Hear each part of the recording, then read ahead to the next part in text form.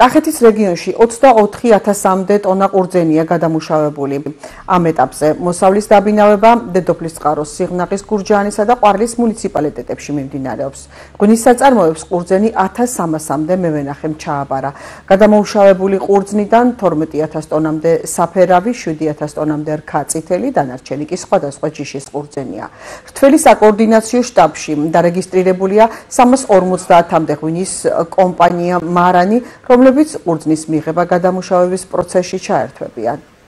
რთველი მშვიდ და სამუშაო გარემოში მიმდინარეობს, უკვე გადამუშავებულია 25,000 ტონამდე ყურძენი, აქტიური კრეფა და აქტიური რთველი მიმდინარეობს დედოფლის წყაროს, სიღნაღის მუნიციპალიტეტებში, ასევე დაიწყო რთველი გურჯაანის და ყვარლის მუნიციპალიტეტებში.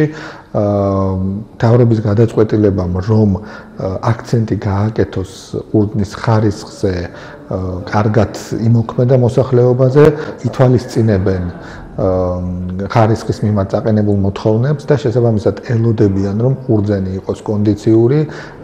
აქედან გამომდინარე, კლიმატური პირობების გაუმჯობესების შემდეგ კიდევ უფრო გააქტიურდება კრეფის პროცესი.